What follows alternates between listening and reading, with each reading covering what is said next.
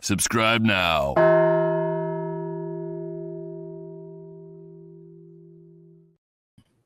Hello, everyone, and welcome to the Bigfoot Influencers podcast. My name is Dana Halloran, and this is my co-host.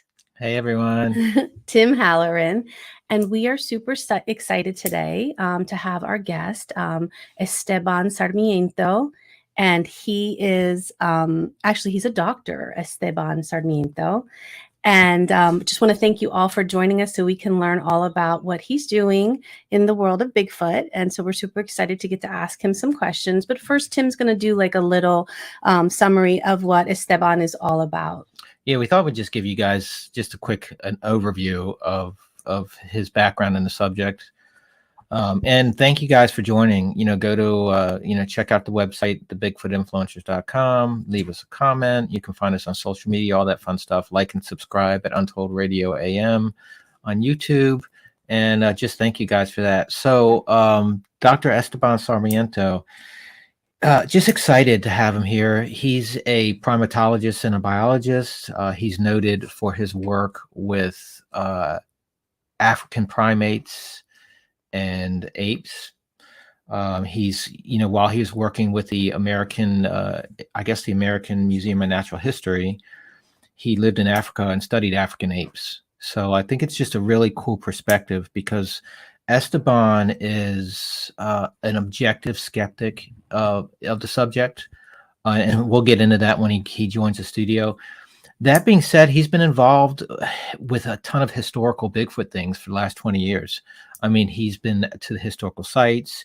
He's worked with Dr. Jeff Meldrum, Doug Hychek, Cliff Barrickman, Matt Moneymaker, Rick Knoll. He's been out in the field doing, just investigating this phenomenon with them. And many others. So it's just going to be a different take today because we're going to get into the science and get into it from someone who studies primates and discuss this Bigfoot phenomenon. So I'm just super excited. Me too. So let's bring him in.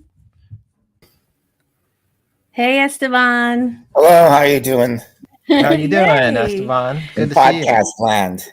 Yes. We're in podcast land, but they can also see us too on YouTube. So that's kind of fun. So you're going to be famous after this. Absolutely. I hope so. I've been trying hard all my life. So I know Tim has interviewed for the book. So there's a lot about you in the book, and I know you guys have met a couple of times out for dinner up in New Jersey. Esteban has introduced me to my favorite Portuguese restaurant, maybe on the East Coast. So no, because Esteban, what is are you Portuguese? No. Okay, because my family's from the Azore Islands. Yeah, I've been to the Azores. Oh yeah, you went there with Doug, right? That's right. We went. Yeah, Well, Doug didn't go. We went, but Doug didn't go. Doug stayed home. Where were you guys? Were you guys on Fayal? What island were you on? Oh, the long one next to. I know what you're talking. There's 7 of them. Yeah, no. There's 2 that are really long with a channel in between. Right. And the main city is like across the harbor from them. I forget what the name of it is. I know. I'm trying to remember. My family's from Terceira, and we've been there, Tim and I, but we only went to Terceira. No, it wasn't Terceira. No, it was another, and I'm trying to think of it, but we'll get it at some point. It's the one that has the whale watching. Yeah, and that's probably the island too that's the most or the least populated, right? Yeah. It's more of like I guess it used to be a whaling port. To right. the 70s. Yep. And so we'll all have to go back and watch Monster Quest and catch up on that episode. I guess I could look it up, but no point doing that now. So anyway, Tim already knows you a lot, and I've kind of been trying. I mean, obviously, I've read your chapter in the book, but I've been trying to keep myself as least informed about you as possible. That way, I would be asking you questions that all of our listeners would like to hear the answers to, because there's probably some people who don't know much about you. Obviously, in the Bigfoot world, there are, but people who are new to the subject. Right. So, what I want to ask you, Esteban, is, where did you originally, or why, or how did you originally get involved in the subject of Bigfoot? Well, it's through Doug Hychek. But I remember there's a club in White House, New York, Is that the name of the Oh, town? Whitehall. Whitehall, New York. And they used to write to me at the museum about going up there and speaking to them. And to tell you the truth, I didn't want to go all the way to Whitehall, New York. And can you share what museum, Esteban? I was at the American Museum of Natural History at that time. I was in the Department of Mammalogy, and they used to write to me. I didn't really want to go there, so I wrote them a letter. Well, instead of, you guys are so sure there's something there, just, we'll go up in the fall and we'll hunt them out, and we won't have to kill them. We can use darts. And after that, they thought I was kookier than they were, and they didn't write again. Well, it makes sense because that's what you do with any other animal. That's what we do with any other animal. But Doug Hatchett came and he wanted to make a film of Bigfoot, and he wanted to do it with, I guess, with someone that knew something about apes. So, it was a long process. He kept coming back and forth to the museum. I wasn't there. I think I was away. And once he caught me there, and then we went ahead and went through with the film. And it was before his Monster Quest series. I forget what the film is. It's one of the films. Yeah, it was Sasquatch Legend Meets Science documentary. Right, I remember that with Dr. Jeff. Mm-hmm. Dr. Jeff Melvin. No, this was even before the. Oh, was it? Okay. It was before that one. The legend that was with the Knoll cast. What's it called? The cast of the Bigfoot that's out in Seattle, Washington State. The Skookum cast. The Skookum cast, right? That's the one. Rick Knoll. Oh, okay. So that's like the second film I did with Doug Hatchett. But there was one before it. So before all this is happening, like you've like you just said, you mentioned before, like you want to just use darts and just kind of like snuff them out. I mean, I don't want to snuff them out. But you know what I mean? Like, if it really exists as an animal, you hunt it and bring it back. Are those the tactics that you would take when you lived in Africa and were studying? Absolutely. Okay, if there was that makes sense. The first thing you do is you talk to all the people around that are seeing this thing. And the number one thing to do is get a certain story. That means if people give you all different descriptions, it can't be real. You don't know if they're talking about a hippopotamus, an elephant, or an ape. Right. But when everybody gives you consistent details, then you have something. Okay. And then you go into the area and you try to find signs, whether it's if it's a mammal, they all go number twos, right? Mm-hmm. And number twos stay around on the ground. They also have to eat, so you can see. Like I can identify a lot of animals from how they eat the plants, right? Because if it's a deer. Like the ones that live in my backyard, they eat at certain heights. I can tell it apart from a bunny rabbit that eats it lower and eats different things. So then you go around and you look for seeing if you have signs of trails and signs of what they're feeding on. And then when you're almost certain, you go and you got a glimpse of the thing, then you try to get the animal. Right. So those are the tactics that you've used in the past as a primatologist. Yeah, that's the tactics you use. Yeah, I think everybody uses those same tactics in Bigfooting. Yeah, well, I mean, whenever I go to a site that people have claimed to have seen Bigfoot, one of the things I do is I go to the trail that they think they see it off of, and look for hair. Like an animal, if it's a mammal, it drops its hair. You need only to look in your bed and find hair, right? Yeah, within your sheets. I'm sure like one of you also leaves their hair in the other person's food when they cook, right? It's always like a source of complaint, Right. Here's another one of your hairs in my spaghetti.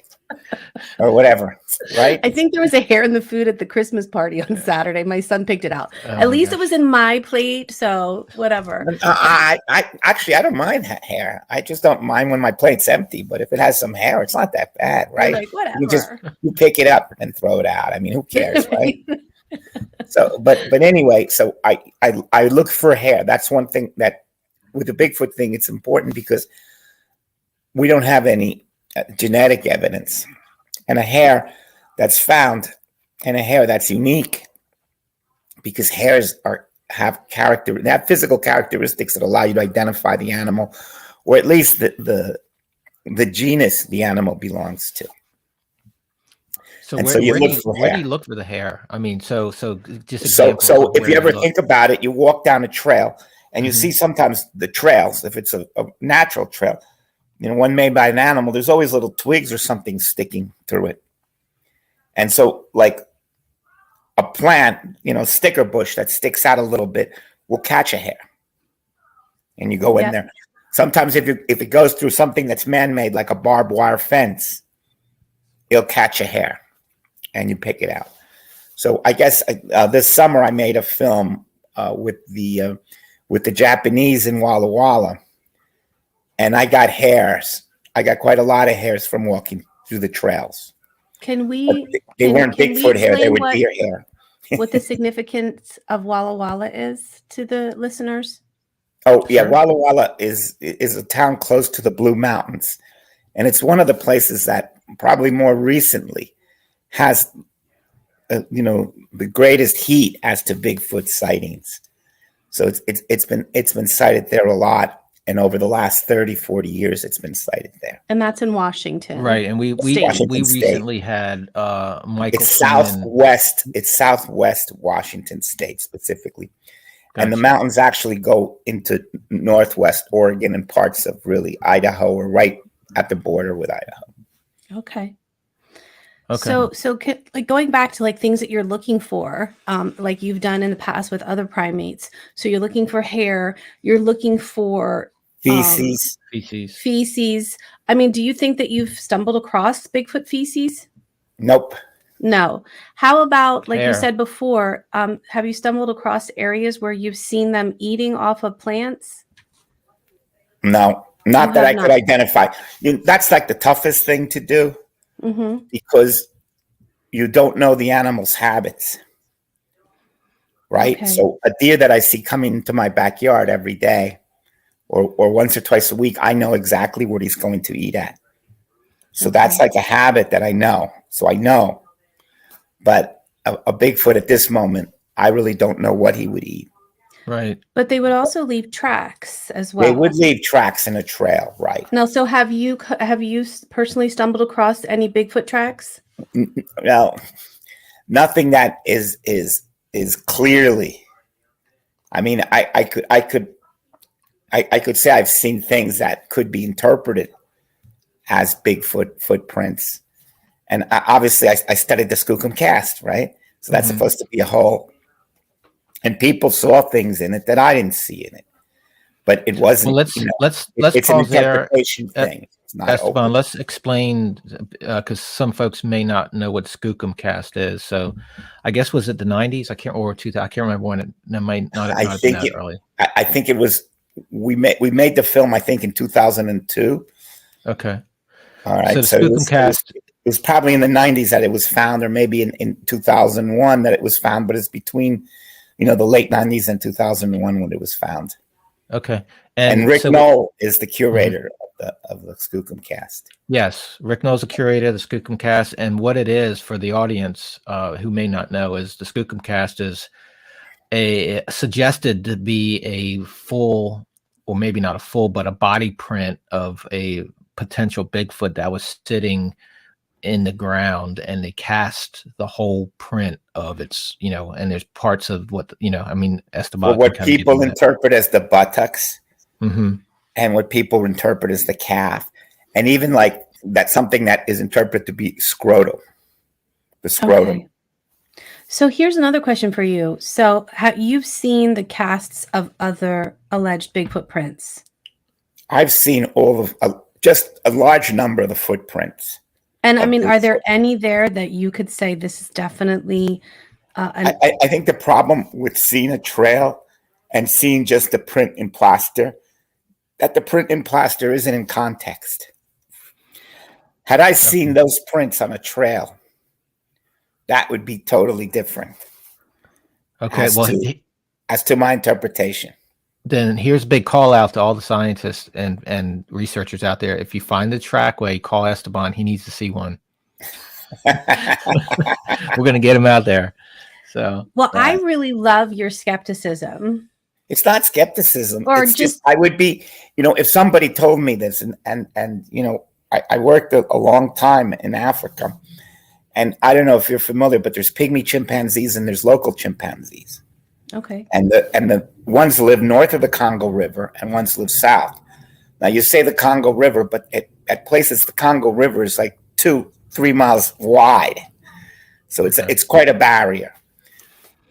But there is reports in one place that chimpanzees from the north have crossed over into the south, and the two are relatively very different. They're in a different species, and that they have interbred. Now I looked for evidence of that, and I've never found any. Okay, so it's the same kind of thing. It's not that I'm a skeptic that doesn't exist or didn't exist. I just, until there's like physical evidence, I can't come to a conclusion. So you don't think that some of the casting of footprints that we have now are physical evidence? Well, they are, but it's out of context. Okay. Do you know? So I can't come to a conclusion as to the animal. I mean, if I found on that footprint like a hair, and I took that hair and analyzed it and it had unique DNA, then I would say it's evidence. But just the footprint itself with no DNA of the animal. So if you were out on a trail and you found what was it, a trailway that you called it? Trackway. Yeah. Trackway. You personally found a trackway, and then you took some castings. That would still not be enough for you. Well, if I found the trackway, okay, there's lots of things I can look at to verify. I mean, I'd also look for prints close to the trackway, obviously. Mm-hmm. Right? I'd also look where it's coming and where it's going, because just because you find a trackway one area, you can follow and then find tracks further down. If it's real, that's what happens. Okay. So all those things will help me verify it more. I've never seen that in real life. Okay. And so, like, if I just saw two prints in the middle of nowhere, I mean, I would be suspicious of the authenticity of those prints, because they don't come out of anywhere and they don't lead anywhere. What would you suggest to someone who finds a trackway? You know, what should they do? I think one of the things, people cast it, and it's good to have a cast of it. I mean, but photographing it, and photographing the area it's in, following it behind and in front, and also if there's an indication of stride length, that's also, so you always see the Bigfoot prints, but you don't know what the distance is between steps. Right. What else should they look for? Should they look for, obviously, hair? Look for hair. Obviously. So around those areas, if you're on a trail and you see these prints and there's places where the animal could have got snagged on, you go and look for hair. Aren't there certain situations where maybe you could leave two prints because you can. Earth, that's right, correct. But then you follow it. And because eventually you're going to come across another part of Earth that would take prints. That would take prints, correct. Gotcha. Okay. Or and also behind where the animal came from. Where did it come from? Right. If I see two prints leading out of the water, I'd say, well, was this animal aquatic? Did it just come straight out of the water?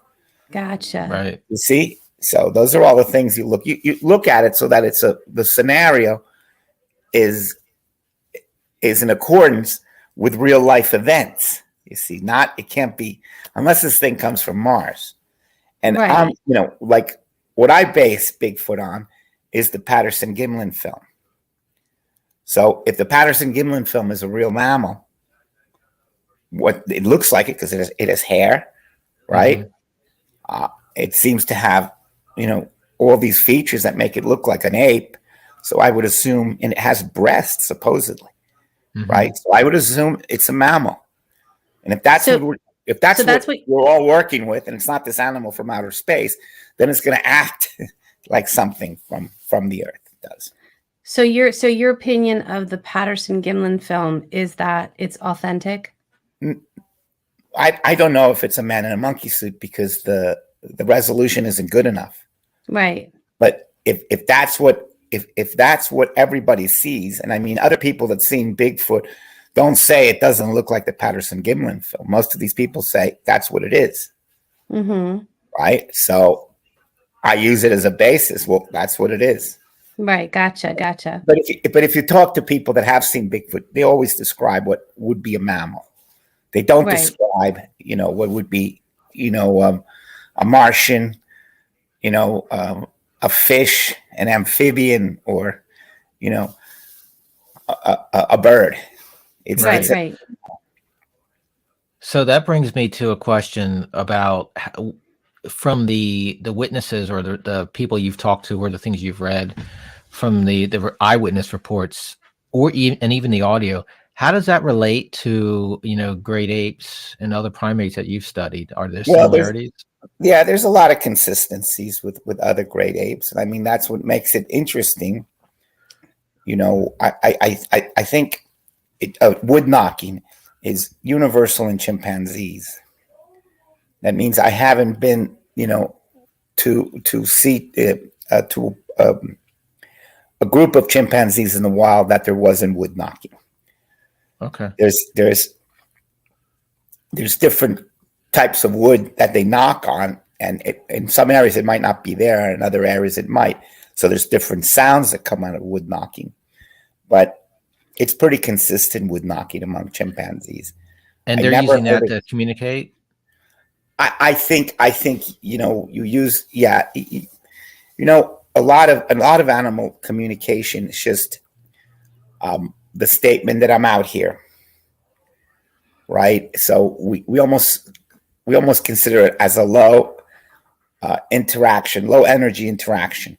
Instead of going there and slapping your face and getting into some kind of, you just make this noise, and the other animal knows, well, I'll keep my distance. So it's a low energy interaction, and that's what it's not necessarily a form of what we call communication past, just saying that I'm here. A lot of animals do that. Dogs A lot of bark. animals do it, right? Cats will go, like if That's they know right. another cat's around, it's just like, look, And I'm even when here. there's This a is my person around, territory. that's even Yeah. when a person. Sometimes you walk in the dark. And you're like, hello? No, and well, but an animal comes your way, Right. and you're going to cross paths, and the animal will make a noise. Yep. Even a cat and a dog will definitely. They're paying, right? Yep. Right. Definitely. Yeah, Okay. So I mean, what do you think about all of these witnesses all over the world, Well, obviously, all over North America? Like I always say, that's the best evidence that a Bigfoot exists. So what I sort of thought about is that to them, once you see it, or once you've seen it, Bigfoot is a real entity. So to them, it's something real. Mhm. Now, whether what they see is real, but it's part of how we think, or if it's real and it's actually a physical reality. Those are two different things. So, is Bigfoot a physical being? Well, or are they seeing a hallucination? All these people. So All where these would that Something in people- our brain, and there's something in our brain that makes it consistent. All these, so you think that there's a possibility that all of these witnesses who claim to have seen Bigfoot may all possibly be hallucinating? Yeah, well, that's right. That means they're seeing something. They're seeing something else. So I don't know. And you talked about cats, so you're familiar with cats. Mhm. If you scare a cat arches his back, and he tries to look a lot bigger, right? Mhm. So he's actually playing to two of your senses. He's playing to your visual sense, trying to get bigger, and usually makes like some kind of right, Mhm. and that's to your sound, Mhm. right? What if there's other senses that we're not that familiar with, so that can actually control a little bit of what we see? Mhm. So you can sort of think it as radar.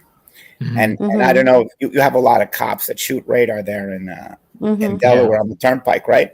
And so how do you beat them? You get a radar detector. Right. And you make sure it's well hidden, because if not, they can stop you for having a radar detector, right? They can just, so you get a radar detector, and when they shoot radar, you jam it. Mhm. And they're unable to get a clear a clear speed on you. Well, what if animals also do this? That means So maybe there's an animal out there that can jam up the frequency in your brain to make you think you're seeing a Bigfoot, but actually you're just seeing something else.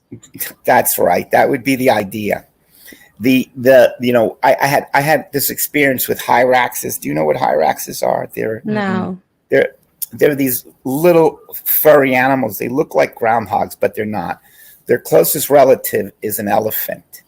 Oh wow! And they're in the Bible. The hyrax is in the Bible. Sometimes where do they exist? Rock cabbies. They exist all over Africa, but into the Middle East also. Okay. Into Asia, but mostly it's and they more or less have a diet like a rabbit does, more or less. But anyway, when you come on to these things, they stand perfectly still, and when you look at them, it's very hard to count if there's 4 or 5, because you look at the center of the group, you can see there's 1 or 2 there, but the sides always come in and out of focus. Now, what I started doing is there was a place where I in South Africa where I took the kids to see the fossils, my students, because there were fossil sites out there, and there was a cave there that always had these, hyraxes, rock cabbies, as they're also known as, and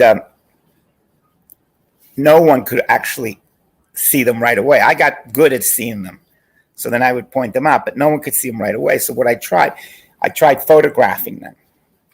And in photographs, you can count all of them very easily. But in real life, when you see them, the ones on the side, the ones that aren't exactly in the center of your vision, they come in and out of focus.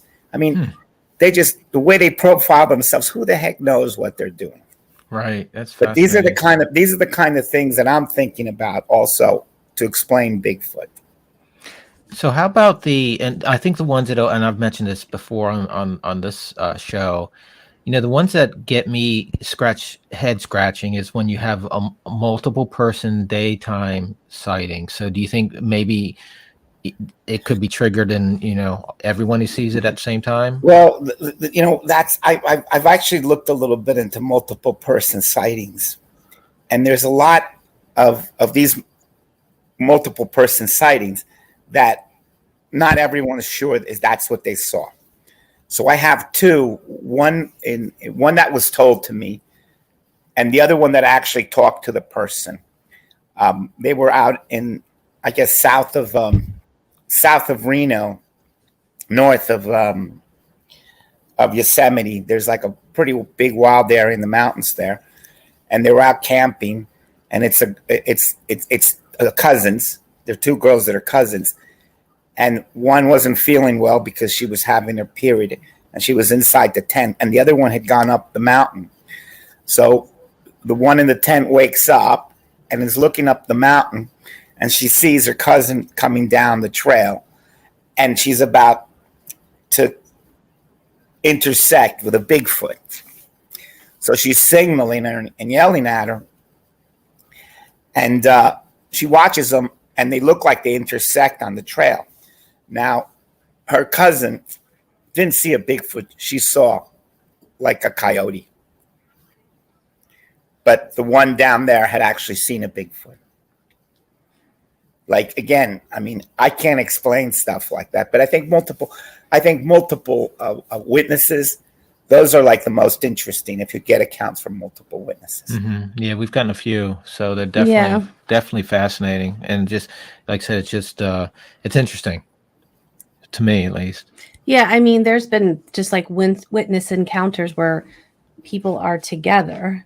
That's not right. Like the circumstance that you're talking about, but if they're apart, it's even better. That means if one sees them in one part of town and the other one sees them right away, one sees them walking away from them and the other one sees them walking towards them. Those are like the best ones because there's different perspectives.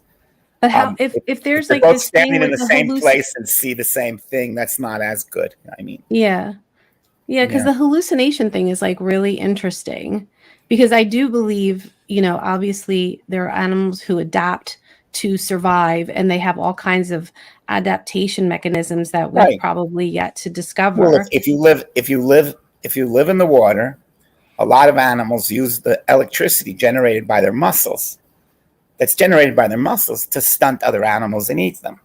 So you know well of the electric eel, right? Right. So in the ocean, where the water's salty and the transmission of electricity is much better, you have many more animals, and the power that they generate is much more lethal. So electric eel can kill you.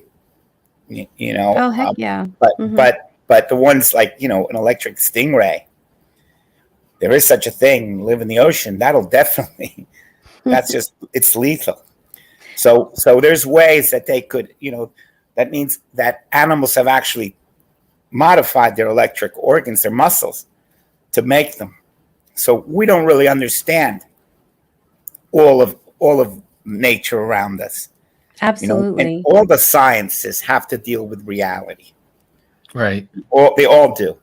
So we think, we see stuff that's really doesn't really exist. It's just our way of our senses to deal with it.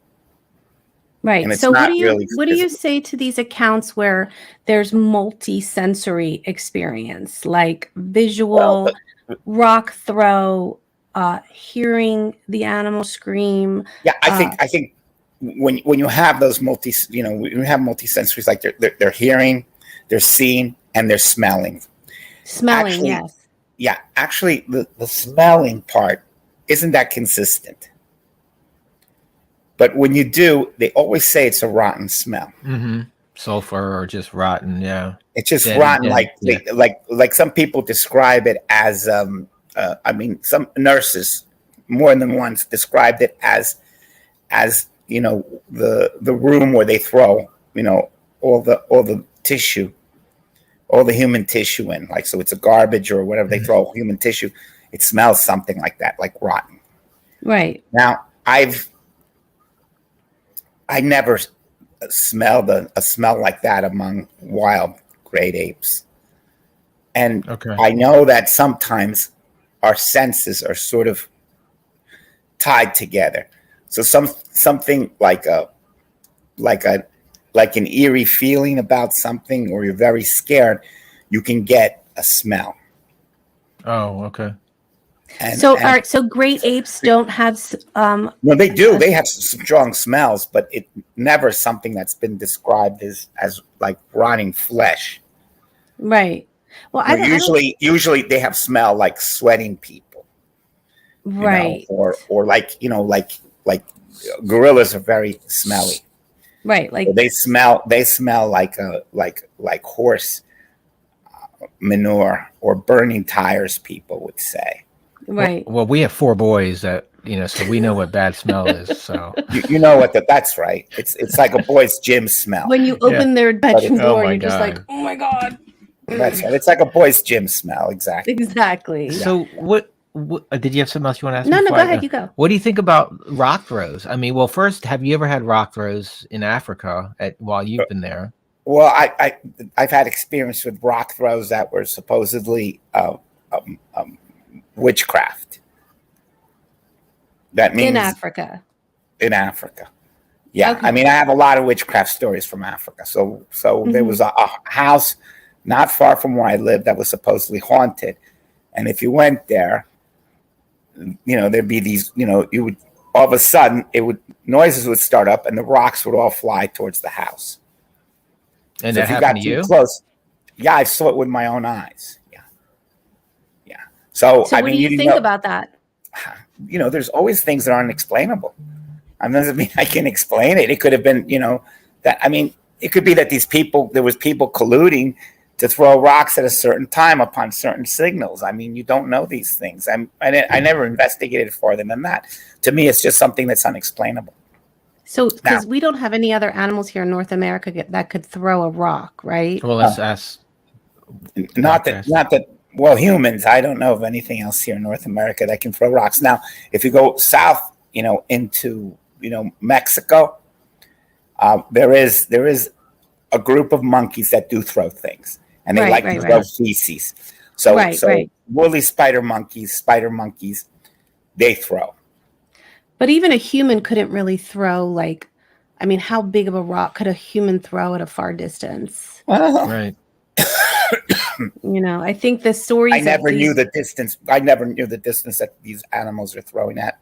I'm just talking about from witness accounts of having rocks thrown at them from a far distance, Yep. like a large rock, and they're in the middle of nowhere. Yeah, I just don't know from how far. I never was able to measure what distances they're saying they throw. So there's animals that throw, and again in South America, there's the spider monkeys, and they love throwing shit.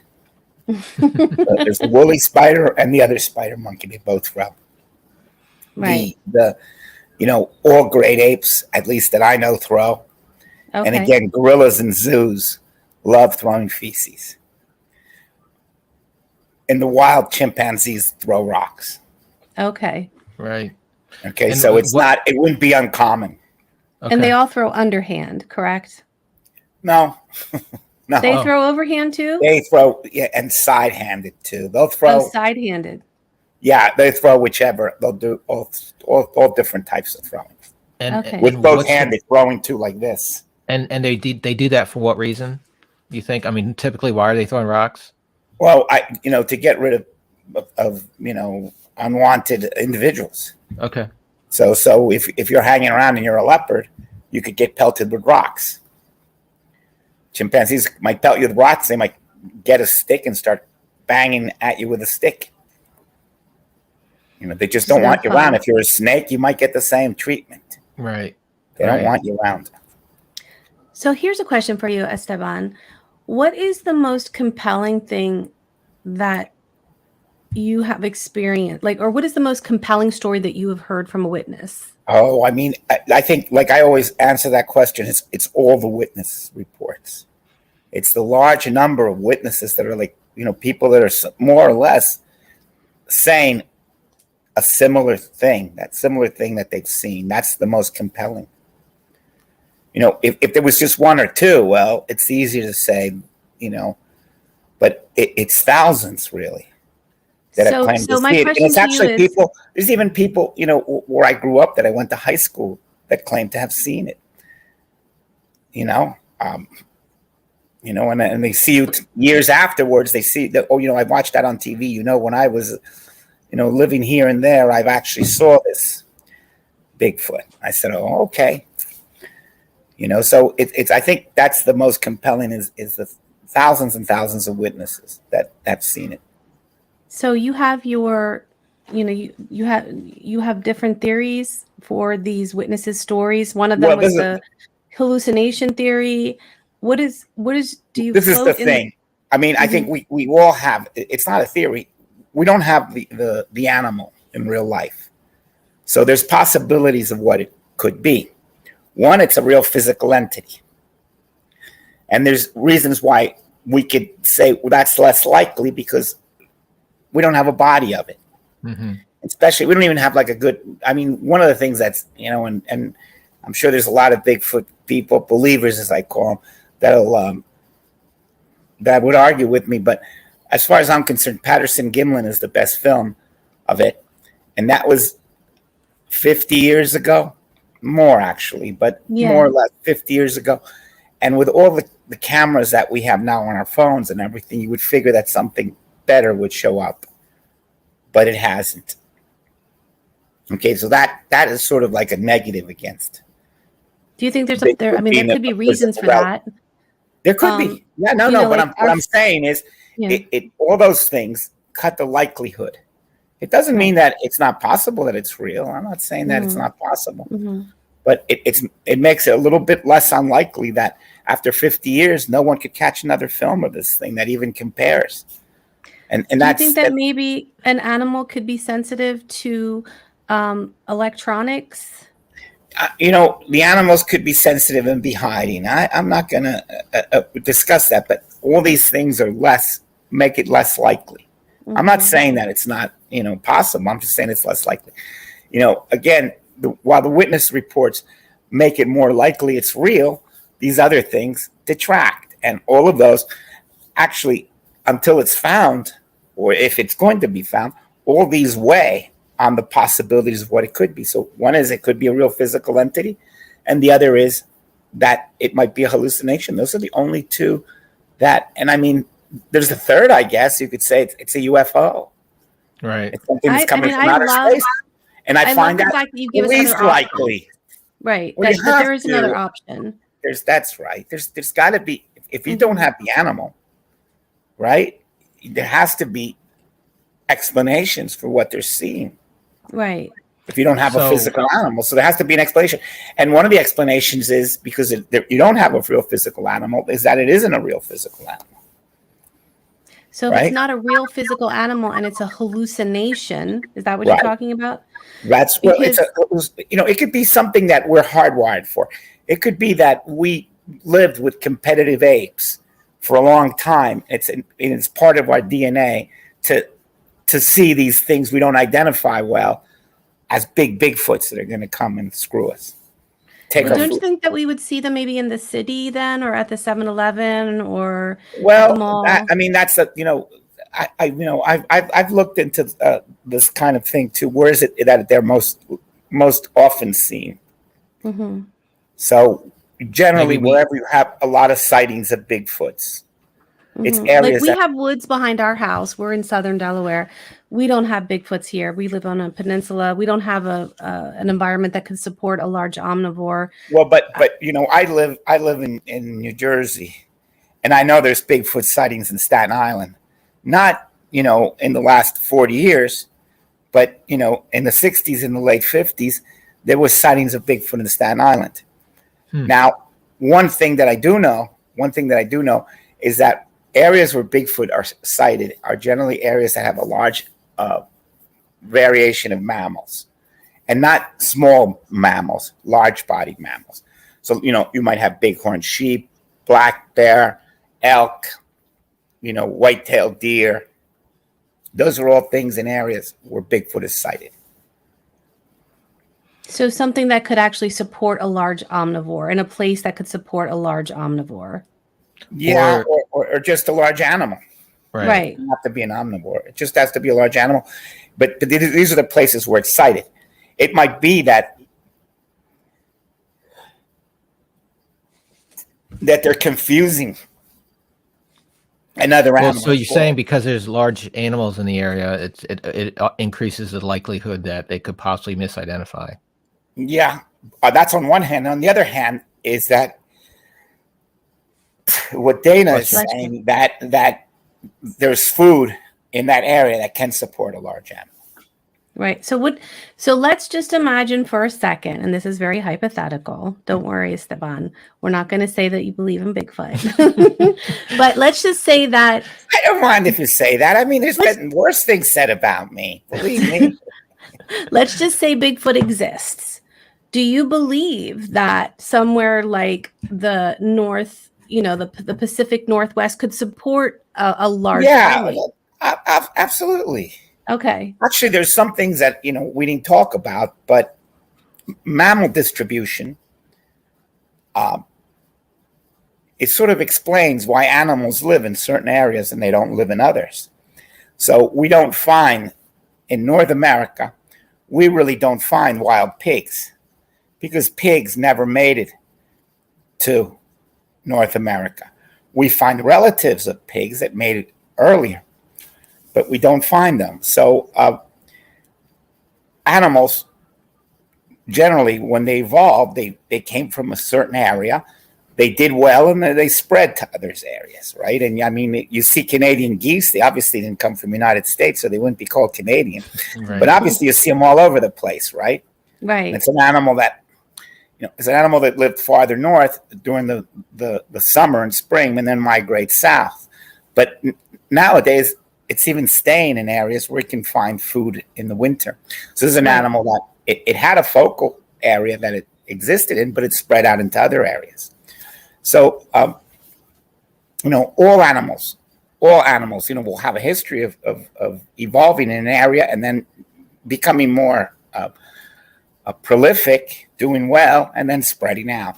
So we know, like for most mammals, we divide mammals into different groups. Like, there's bats, there's artiodactyls and there's perissodactyls. Those the odd-toed animals, or like horses and tapirs and rhinoceroses.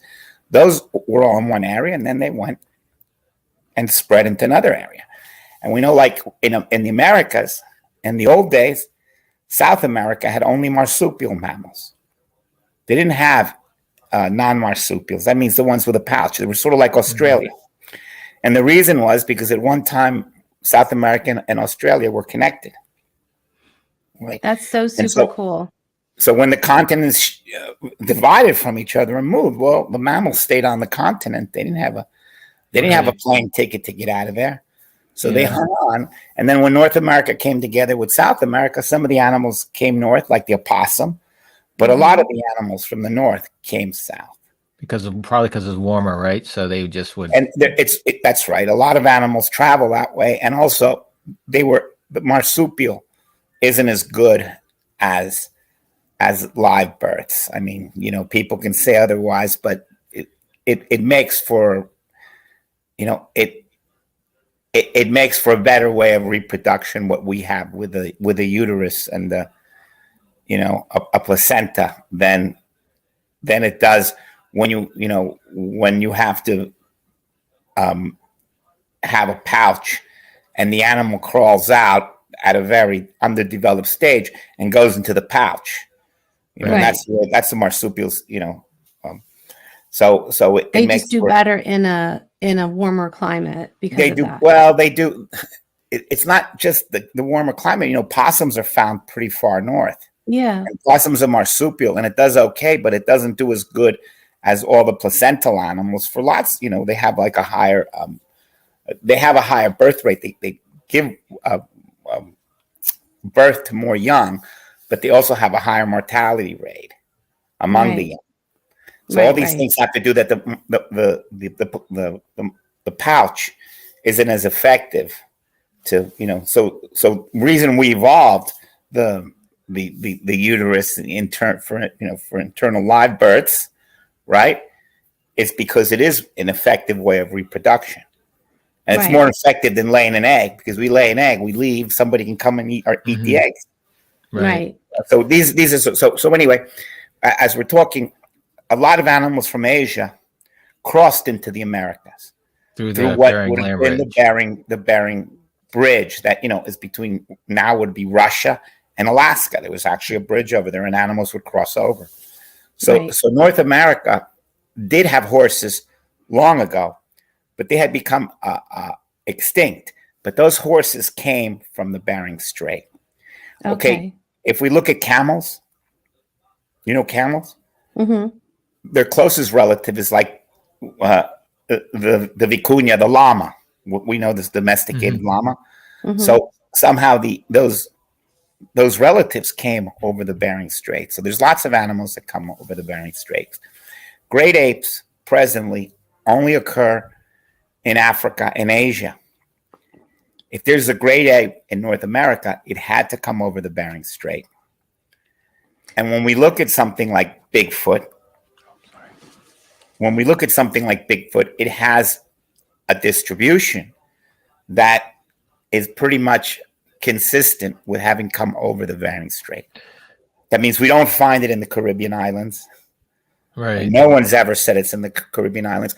We find it a lot in the Pacific Northwest, less in the East, and we don't really find it in South America that often, except in some of the highlands where it has been reported. Right. Mm-hmm. And it's sort of in some way, it parallels the distribution of the vicuña. Have you heard of that animal? It's like familiar. It's like a very small llama. Okay. And so it's paralleling in South America, Bigfoot's paralleling the distribution of the vicuña, which is an animal that came from the Bering Strait, crossed down, and only exists in high altitude areas along the Andes. Okay. Which is the same thing. Bigfoot has only been. So there's some things in Bigfoot, as to its distribution, that correspond to a real mammal, which makes it more likely.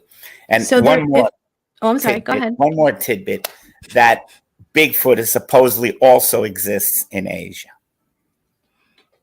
Right. which would be consistent with it crossing over the Bering Bridge and being here. And it, no, not in Europe, but in Asia, like China and right. Like all, okay. So question for you. So, because, we crossed over the land humans bridge. crossed over the Bering Bridge. Okay. Right, So let's like get real hypothetical here and dreamy and everything. And so is Bigfoot closer to a human or closer to a great ape? Well, again, how would I know that? I would go to the Patterson-Gimlin film. If that's consistent film, there's some things I can look at and say, well, what does a human have that Bigfoot has and that some great apes don't have? Well, I mean, I could say that Bigfoot is a biped. It walks on 2 feet. Well, at least it is in that film. I mean, I'm not going to jump to conclusions that it doesn't once in a while walk on its hands also, but I'm going to say, as far as that's concerned, that's close to humans. But there is some evidence from the film that makes it much closer to humans. And one of the things is how it turns its head. Great apes cannot swivel their head. Okay, they go like this when they, to look back, they lift up. They can't do this. Okay. All right. Interesting. So Bigfoot on the film shows head swivel. Wow. Okay. So why wouldn't they cross over the land bridge? Like the other animals. Why wouldn't they apes? probably did. Yeah. They probably did. I mean, so that some apes could have crossed the land bridge is a real possibility. That makes, that gives more credence to the possibility that Bigfoot is a physical reality. That's what I'm saying, right? Because there was a way for them to go. And the other thing that ties in with that is that Bigfoot was also seen, or things like it are seen in Asia. So it might not be the same exact animal, but it's close enough. I mean, you can ask Dr. Jeff Meldrum, when you have him, how the footprints from China compared to the footprints he has here from North America. And he'll tell you they're very similar. That's interesting too. So let's just imagine that. Because if you look at some of his footprints, there's some that just have some, I think it was like, there's one that's like, has like a deformity, the crippled toe. That's right. Crippled foot. That was one of the Grover Krantz footprints, actually. Right. So, I mean, like, how hard would it be to fake that? Well, I mean, it could just be an accident, too, of the guy that made the footprint, and to give it a crippled toe. But, yeah, all those things add, they add to likeliness and unlikeliness. The thing is that none of them are definitive evidence,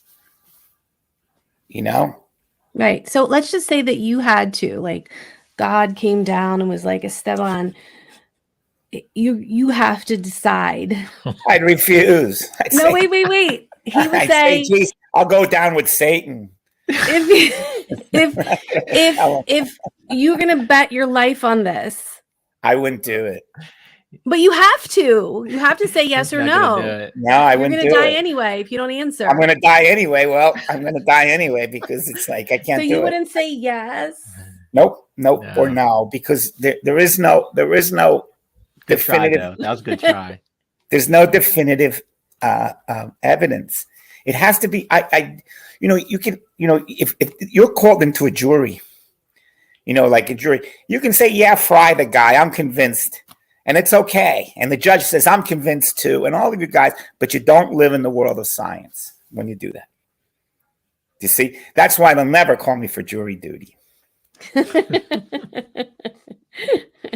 That's a good way of getting out of it. That's for sure. But no, it's not. No, it's the way it is. You need definitive evidence. Right. I can't I'm not sure of it. I can't say I am. Well, that's what they say, beyond a reasonable doubt. That's right. So that's just that's a wishy-washy way. But I mean, if you say fry the guy, he did it. Bigfoot exists beyond a reasonable doubt. No. Which way would you float? Would you float yes or no? That's all. I couldn't answer it, and I know it's not beyond the reasonable doubt. I mean, you can put a lot of doubts that it exists. Right. But you could, you can make the arguments on the other side. I think it's one of these things that if I was really super, super interested, and if it was my life, I'd dedicate all of it and I'd come to an answer. That's better than the one I have now. But if I don't find them, it's never definitive evidence that he doesn't exist. Okay, here's a great question. So what would happen if you were traveling out in the woods in like an area that is known for a lot of sightings and you saw one with your own eyes? Well, that's the whole thing. I told Tim this before. It'd be real to me. Okay. But that doesn't mean it's real to other people that I have to convince that it's real. No, but then would you be like, okay? Yeah, to me I would. Yeah, of course. But it could have I saw been it with my own eyes. Of course, to me it'd be real. What's that? It could have been a hallucination. It could have been, but to me it's real, and that's Okay. that's another thing. That it's a good point to make about these people that are seeing what could be hallucinations. That to Right. them it's real. To us, Right. it isn't because we haven't seen it. Right. Right? You get the point, though, right? Oh my God, I love talking to you. This is such a refreshing conversation because you Why? are so Are very you scientific. upset that you haven't seen him? I'm sorry, what? Are you upset that you haven't seen Bigfoot yet? That I haven't? Yeah. I don't expect to see Bigfoot. Actually, I read it in the World Weekly News. Do you get that? The World No. Weekly News. Well, there was a very interesting article where the woman claimed she was pregnant from Bigfoot. She was having Oh my Bigfoot God. That's all we need is another child, let alone like a Bigfoot child. Right. No, but he would have to go on social services because a man offered to marry her and give a real a real father home to to the the baby. kid. Yeah, you have to read the whole story. I'm going to dig it up. This is like one of those papers that you see when you're waiting in the grocery store checkout line. Absolutely. Those are the ones that you see or you read. Those are the ones that you read while you're waiting in line. But now, ones and read through this. actually, my reading of those papers is diminished because they have now the electronic checkout where you can just run there and just check all your stuff out. So now the checkout is so much better. You don't have the long lines, right? With all the right. With the zebra codes, lines go really fast. You don't have time to read. That's what I've been saying. I know nothing good from the World Weekly News anymore. I used to have a subscrition to it. Oh my well, now you can buy it and use the self checkout and not be ashamed of buying it because nobody's looking. No, it's like I don't even think I haven't even seen it at the checkout because those things aren't even selling well because everybody just passes too quickly. Yeah, I agree. I haven't seen them lately either. I gotta reel you guys in here. Okay, sorry. Go ahead. So, are there any primate or ape type books or literature that you would suggest people who are interested in Bigfoot read? If they think there's a connection between them, or what should they do? Yeah, I mean, there's books, and I don't have them on the tip of my tongue, or where they could get them. But there's books on gorillas, chimps, and orangutans that describes. I think a George Schaller wrote a book on the mountain gorilla. A man named McKenna wrote a book on orangutans. But there's others, and there's probably newer ones, and there's books on chimpanzees that people can read and get an idea of the animals' behaviors in the wild. It's important to learn about other animals that might be similar. That's what, and there's one animal we're looking at him. It's us. That's true. And we can finish with in the Bigfoot film. You can actually see the soul of Bigfoot, and the foot has an adducted big toe like we do. Right. So between the swivel and the head, the adducted big toe, and parts and some of the movements of the the joints, the hip, the elbow, the knee, they're very human-like. The Bigfoot. How about they talk about the angle of the angle of the foot or the leg rather when it walks is at a 90-degree angle, and it's different. Yeah, it's different, but it's not something we couldn't make up. Okay. If we were, do you know what I mean? You could make it up, but it is different. And we can say this about the film. We hadn't talked about the film before, in detail, but no one's sure what speed the film was shot at. And if at a certain speed that it might have been shot at, it has a cadence of walking. That means, the speed the limbs walk back and forth. That's very different from a human. That would probably be difficult for a human to repeat. Now, the fact is that we don't know the film speed. If not, we could be certain of this. Right. Do you get it, right? Yes, totally. There's a guy that wrote an article back in the 60s that was like an expert on walking. I think he's from England. I forget his name right now. It's like on the tip of my tongue. But he went over the film and the similarities to the walk that it had with humans and what were the differences were. So there were also differences that weren't normal in a human. That's cadence. right. Not only normal, but probably couldn't even be done by a human. There is some. Just because, okay. But just because our legs weigh a certain amount and we move them back and forth almost like a pendulum, and we couldn't really move them much faster, much slower, unless we had a different mass to our leg. Do you understand? You understand what I'm saying, right? Yeah. Yeah. So these are all things that are, I guess, sort of known about the Bigfoot film. But again, like I say with Bigfoot, if you're a believer, you'll see things in it that'll say, see, this is real. And if you're a non-believer, you'll say, wow, obviously this is a fake, a man in a monkey suit. But it's not that simple. Right. So where do you like to be? Like, where do you like to stand in that? Right in the middle? What I like to stand is I like to see things like, one of the things that I don't like about the Bigfoot film that makes me think it's fake is that when it lifts, the sole of the foot is a different color from the hand, from the palm of the hand. Now, I don't know. Have you looked at the sole of your foot? Is it darker or lighter than the palm of the hand? It's lighter. The sole of the foot is lighter. And have you looked at the palm of your hand? Is the same color as the sole of your foot? I think so. Yeah, could that be sand though? Maybe they could be. It could be water. It's walking through water. It could be water that's glistening on it. It could be all that. But the fact is that through all the steps, there's a color difference. I've never seen, and especially not a great ape, with a color difference between the sole of the foot and the sole and the palm of the hand.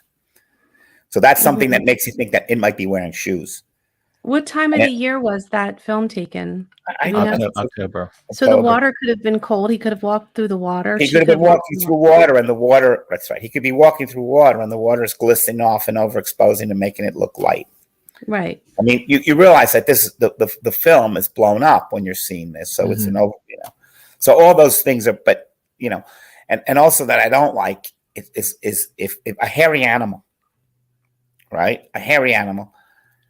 No matter how hairy it is, doesn't cover its breasts with hair, unless it's really tiny and needs the warmth.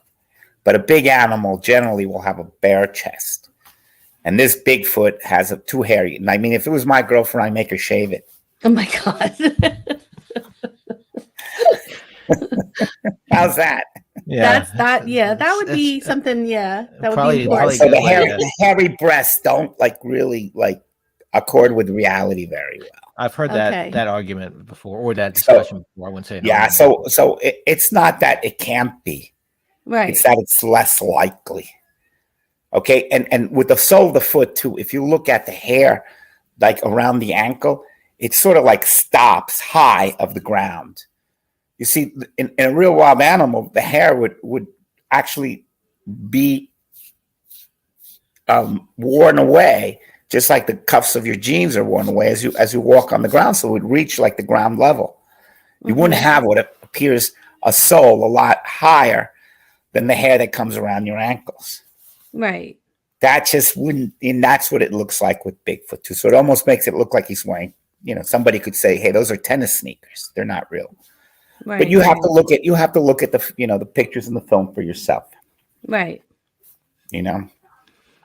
Definitely interesting. Well, Esteban, this was amazing as expected. Are we done already? We're done. I know. We kept you to an hour. See, I promised an hour. I mean, we could keep going, but no, it's all right. Unless you want to make two sessions, but no, once enough. I think I don't want to bludgeon the people with these things. No, it's about we need to have you back. Bludgeon my listeners. I think we should do like a Q&A with him. Yeah. How Maybe do we you feel should do about that. that? A live Yeah. Q&A. Absolutely. I told you I'd be willing to answer So- questions. Oh my God, that would be so To the super best of cool. my that. ability. To the best of my ability. Yeah, well, what we'll Yeah. do is we'll get some people to write some questions in ahead of time, but then we'll Or- open it up and people can And ask do it you live. Yeah, that would be super Yeah, cool. we could do that. We could do that. That would be fun. Then Okay. it wouldn't be just me torturing you with questions. No, I'm not. I don't feel tortured by questions. I'm joking. Like, you know what I do when I always tell the kids, you know, if they have questions as to wrestling, like if they're stupid questions, they do push-ups. So if I get real stupid questions, I'll have to do push-ups. Oh man, don't make me 20 do that. push-ups for a stupid question. No, I'm joking. do I don't make the push-ups. kids do it either. I just like say it, you know. Right. It would be funny though. Well, we thank you so much, Esteban, for coming on. You were so super cool and so very different than a lot of other people that we've interviewed. So it's been really, really enlightening and In a good way. I was different in a good way. in a good way. Not in a creepy way. Was I different? No, different good. That's why we had to keep it at an hour because then it could have Because got. then you could have gotten Yeah. creepy and then, yeah. Right. Okay. Joking. All All right. right, Esteban, thank you Well, so much. I'll talk to you real soon. All right. Take care. I hope it works. Okay. Thank Thanks. you, honey. Thank Bye. you. Bye. Bye. That was so super cool. Yeah, it's different. We like having you know, I think, you know, he's definitely, as he said, he's not a skeptic. He's just trying to look at it from And all trying to be angles. very scientific about it, which is super cool. I liked it. I still wanted to see if I could like get You him tried to like your best. to be like, okay, yes or no. Do you know? Maybe next go around. Next time. We just got to get him out there to see one, you know. Well, even if he sees one, it could be a Well, hallucination. maybe he'll bring one. He'll be the one to bring something back. You So never know. If anybody's going to do it, it would probably be him for sure. maybe, and we didn't even get into. He's got some great funny stories. He's been out with Jeff Meldrum, and he's just been out in the have woods. to have him back. Yeah, there's a whole ton of other things we could just talk about, just funny stories about things that he's experienced and some weird things that he has, not Bigfoot related, but that, you know, he told me a couple weird stories that happened to him in Africa. So We need to have him back. yeah, we'll definitely do that. So We'll have Esteban part 2. yeah, part 2.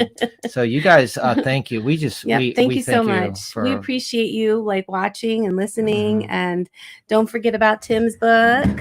It's the Bigfoot Influencers. We are not the influencers. We interview the influencers. And you can get the book at a lot of places. I think it's now on like Amazon, Barnes and Noble. But you can also support some local businesses like the North American Bigfoot Center and the Cryptozoology Museum up in Maine. And SasquatchTheLegend.com. Yep. Out in Forks, Washington. He's got a physical location too, but you can order all these books online, and they're all autographed. So if you do that, support local business.